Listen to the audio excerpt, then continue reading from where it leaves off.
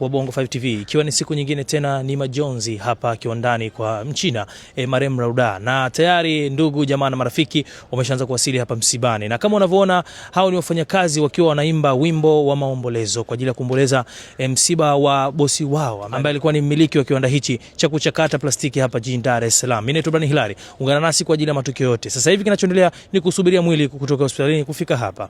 Italia barabara.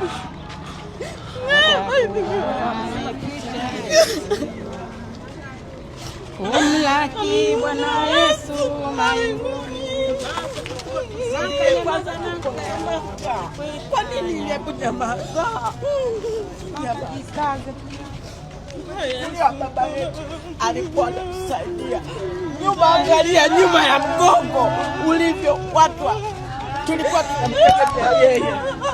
Angalia umaki wote tulikuwa nyuma ya mgongo wake. Alikuwa anatutegemea sisi. Tunamtegemea bosi wetu. Leo anamuua bila sababu yote. Inaniuma sana mimi. Tena inaniuma. Mimi naitwa Siwema Selemani. Inaniuma, bosi wangu anamuua. Unaenda kumtumbukiza ndani ya mfereji. Inauma sana. Wangemuua afu akachukua tu ile zao basi.